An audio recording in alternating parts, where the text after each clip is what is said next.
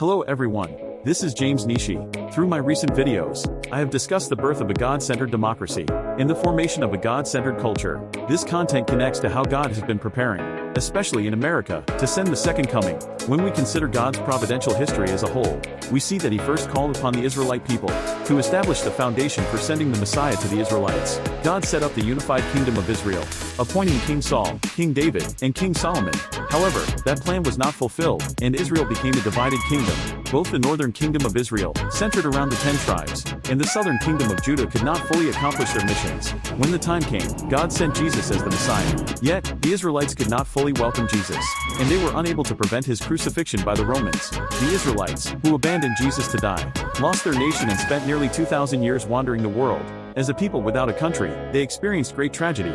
This is well documented in history and widely known. Thus, after the Israelites, the era of God's providence shifted to focus on Christianity. As Christianity was nurtured into a world religion, there was an attempt to establish a Christian kingdom in Europe, with Emperor Charlemagne. However, this plan also did not go as intended. Consequently, the Holy Roman Empire, centered around Germany and France, also did not fulfill its providential mission successfully.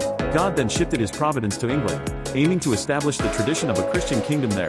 The goal was to realize the ideal of a Christian kingdom by welcoming Jesus Christ, the returning Jesus, as king. Thus, England took on this providential mission and rose to global prominence. This is the United Kingdom of Great Britain and Northern Ireland, often abbreviated as the United Kingdom or simply the UK. However, the UK also struggled to advance God's providence, according to his ideal.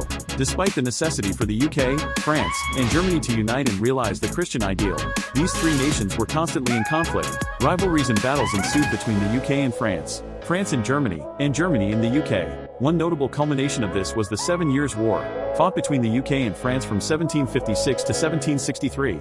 This war was waged across North America, the Caribbean, Africa, and India, among other regions. Ultimately, the UK emerged victorious in this global conflict. However, to recover the financial costs of the war, the UK imposed heavy taxes and various forms of levies on its North American colonies.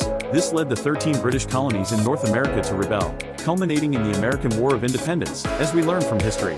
Therefore, if the Central European nations of the UK, France, and Germany had focused on cooperation and unity rather than conflict and rivalry, assisting each other and coexisting harmoniously, there would have been no need for the UK to impose heavy taxes on its American colonies. Consequently, the American War of Independence, sparked by these tax burdens, would not have occurred. However, whether this is due to divine providence or human depravity, leading to division and the resulting backlash, it can also be said that God used this to create a new nation.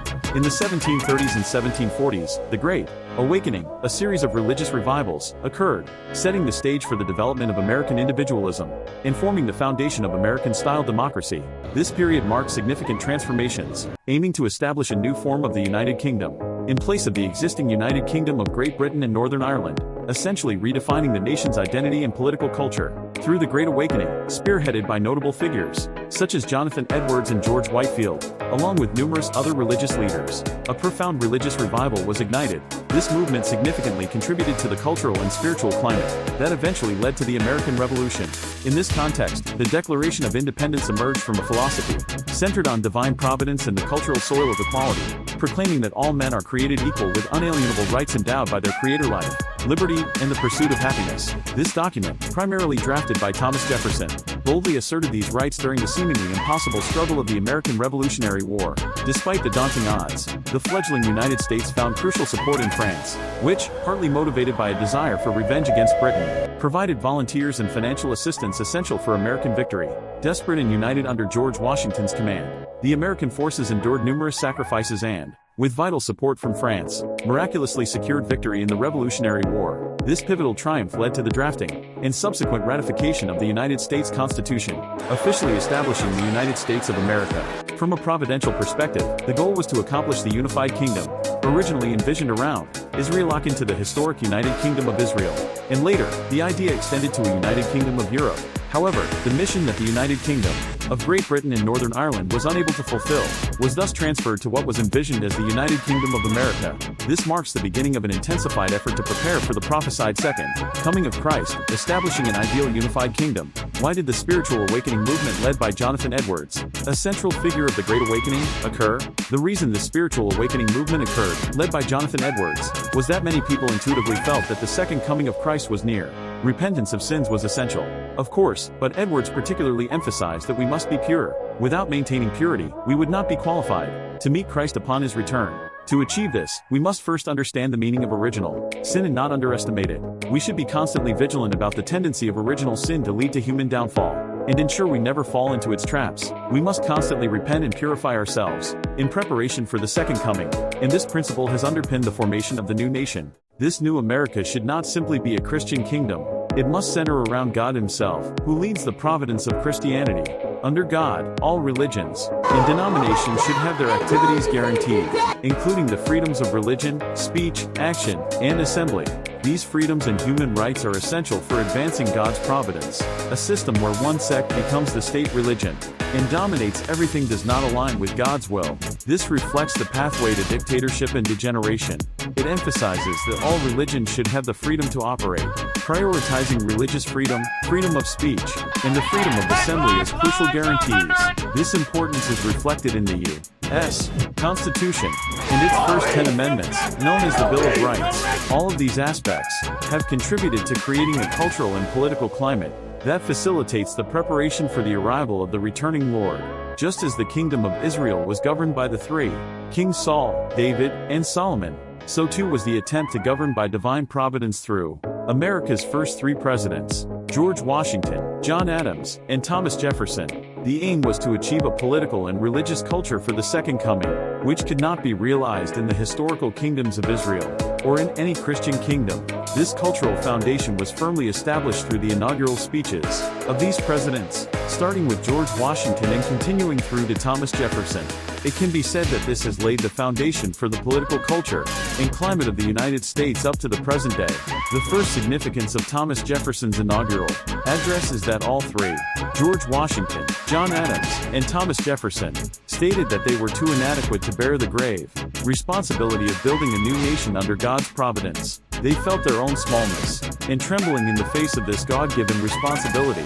Despite their inadequacies, they recognized that the three branches of government, which today are often referred to in terms of checks and balances, were necessary, not so much for mutual oversight but for complementing each other's shortcomings and helping one another to better fulfill God's wishes. These three institutions are necessary to maintain the integrity, unity, and wholeness of the nation, rather than simply for mutual oversight. I ask that the legislature assist in my shortcomings, and that the judiciary make correct judgments. What is common to these three men is their profound humility before God and their awareness of their own inadequacies. And there is a need for the help of many people to point out when I am wrong and guide me onto the right path. This is both a plea and a prayer to God.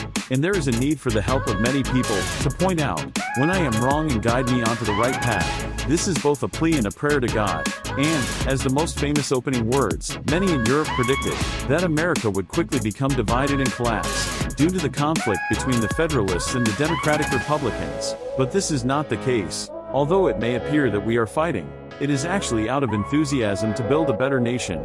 In truth, we are all Republicans, and we are all Federalists. Both the Democratic Republicans and the Federalists, even though they may engage in fierce debates at times, are motivated by the desire to create a better, God-favored nation. Thus, both viewpoints are necessary. Therefore, all citizens are both Democratic Republicans and Federalists. Beyond factional politics, the unity of the nation is of utmost importance, and we will uphold this national integrity from now on. If this unity is broken, if it is divided, all of God's plans will be undone. This absolute sense of responsibility for unity eventually became evident during the time of the 16th President, Abraham Lincoln. Lincoln understood what was in the hearts of the founding fathers. Although George Washington and Thomas Jefferson owned slaves, they were abolitionists. John Adams did not own slaves. George Washington freed his slaves before his death. Thomas Jefferson, who did not free his slaves, was in his sentiments an abolitionist. However, unlike Washington, Thomas Jefferson was somewhat lenient in managing his plantation. Additionally, he lost his wife, Martha, who could have been a good manager early on. During his busy years of political activity, there was no one to manage the plantation properly. Unlike George Washington's wife, Martha, who managed things well, Jefferson was blessed with many talents. He was very interested in agriculture and various research, loved carpentry, and was knowledgeable about architecture to the extent of holding qualifications comparable to a first-class architect today. At the same time, he had a tendency to spare no expense on his hobbies, which, from an outside perspective, led to the dissipation of his assets, due to what could be seen as a habit of wasteful spending. While he was serving as a diplomat in France, he was likely influenced by France's luxurious culture. At that time, America was not yet producing wine, so Jefferson hoped that America could become a country capable of producing excellent wine like French wine. How many samples of French wine did he send back? I believe he sent several hundred, possibly over 600 bottles. In this way, his tendency to spare no expense led to considerable debt over time. Even though he wanted to free his slaves, slaves were considered part of his assets at that time. Both his plantation and Monticello estate, along with the slaves themselves, were used as collateral for his debts. Because of this, he was not in a position to freely emancipate his slaves, due to the financial constraints of that era. However, Lincoln recognized that Jefferson was also an abolitionist, and many of the leaders of the Great Awakening were abolitionists as well. The belief that all humans are equal under God applied to all races, not just white men. Therefore, in order to maintain the unity of America, as a nation aligned with God's will, any division of the country had to be prevented at all costs. The sacrifice of 600,000 lives at that time, within a population 1/10 the size of today's, would be equivalent to 6 million lives in today's America. Lincoln believed that preserving the unity of the United States was worth any sacrifice. In this sense of mission, was built on the firm resolve of the first three presidents. This resolve helped America avoid the fate of countries like Israel, which was divided north and south, and European countries that failed to achieve unity and were divided. Despite the ongoing challenge to its unity, the primary reason America has remained a unified nation to this day, and the reason Abraham Lincoln is regarded as one of the most respected presidents, is his correct understanding of the Founding Fathers' intentions, and his commitment to preserving the unity of the nation under God's providence. Thus, all of these values have been inherited as the cultural, religious, and historical ethos of the American nation-state, demonstrated particularly through the inaugural address of Thomas Jefferson, and the legacies of the first three presidents. Another noteworthy aspect is the transition from George Washington to John Adams, which was a smooth succession centered on Federalist principles. However, the transition from the second president to the third, from the ruling Federalist Party to the opposition Democratic-Republican Party, marked a significant change. Historically, such transitions of power from the ruling party to the opposition typically resulted in revolutions, bloody conflicts, and military interventions. However, for the first time in history, sovereignty was peacefully transferred from the ruling Federalist Party to the opposition Democratic-Republican Party, without a revolution or use of force. This peaceful transition of power established a new pattern of sovereignty transfer. In this way, the United States was the first to establish the pattern. In a democratic country, where the transfer of power occurs peacefully through majority decision, rather than by coup or military force, the establishment of American democracy, which ensured citizens' freedom, rights, and safety, is also noteworthy. This marks the foundation of civil society. Furthermore, the ongoing debate over the role of government, whether it should be small or large, reflects historical influences. The modern Republican Party's preference for a smaller government aligns with the ideas advocated by Thomas Jefferson. On the other hand, the perspective that the federal government should have enhanced powers and take the lead in various activities, as argued by Alexander Hamilton and John Adams, leans towards a preference for a larger government. This remains a point of contention today. Although these elements remain contentious, the foundation for advocating a smaller government, based on Jeffersonian democracy, continues to have a significant influence to this day. In this way, the first three presidents of America have continued to exert their influence, up to the present day. However, as America received God's blessings and expanded its territory, becoming a powerful nation stretching from the Atlantic to the Pacific, the powers of Congress, the executive branch, and the Supreme Court justices also grew. This growth presents the challenge of avoiding the universally acknowledged tendency for power to corrupt. The question is whether America can maintain its original reverence for God and pure spirit to avoid falling into the trap of power corruption. or whether it will succumb to the temptations of power and become corrupt, like other secular powers. This remains a critical issue in the unfolding history of America, and one ominous element is the figure of Aaron Burr, who contested Thomas Jefferson for the presidency. Surprisingly, Aaron Burr was the grandson of Jonathan Edwards, one of the leaders of the Great Awakening. Jonathan Edwards' daughter married Aaron Burr Sr., who was the president of Princeton University, then known as the College of New Jersey, and their son was Aaron Burr Jr. This illustrates Jonathan Edwards' concern, as Aaron Burr was unable to control his ambition. Driven by a desire for power, Burr harbored deep resentment when Alexander Hamilton thwarted his path to the presidency. Furthermore, he ran for governor of New York. However, his path to becoming governor of New York was also blocked by Alexander Hamilton, who campaigned against him, labeling Burr as an ambitious man who could not be trusted. This effort by Hamilton prevented Burr from becoming the governor of New York. At this point, Burr's patience snapped, and in 1804, he challenged Alexander Hamilton to a duel. By that time, dueling was considered outdated, and it was illegal in New York State. However, in neighboring New Jersey, dueling was still permitted as a manly way to settle matters. If challenged to a duel, it was considered cowardly to refuse, and accepting the challenge was seen as the honorable action. Whether this is a good or bad American tradition is debatable. In any case, Alexander Hamilton believed that going to the dueling ground was the honorable thing to do, but actually shooting at each other was outdated. As an honorable American intellectual, the practice was to fire into the air, rather than at each other. This way, both participants could demonstrate their courage and then reconcile by embracing, acknowledging each other's honor. This practice had become an established custom by that time, that going to the dueling ground was the honorable thing to do, but actually shooting at each other was outdated. As an honorable American intellectual, the practice was to fire into the air, rather than at each other. This way, both participants could demonstrate their courage and then reconcile by embracing, acknowledging each other's honor. This practice had become an established custom by that time. Following this custom, Hamilton fired his pistol into the air. Hamilton, having been a soldier, was known to be a better marksman than Aaron Burr. However, Aaron Burr aimed and fired at Hamilton, resulting in Hamilton's death the following day. In this way, Aaron Burr, who had served as vice president, became infamous for murder. He fled and later returned to the United States, and is remembered as a stain on American history. Such ambition, which created a stain on America's good traditions, already emerged during the time of the first three presidents. This serves as a warning for the future of America. There are numerous biographies and film or drama adaptations about the founding fathers of America. However, Alexander Hamilton did not receive as much attention in terms of biographies or dramatizations until the 2000s. A very comprehensive biography of Alexander Hamilton was written, and based on that, a musical premiered in 2015.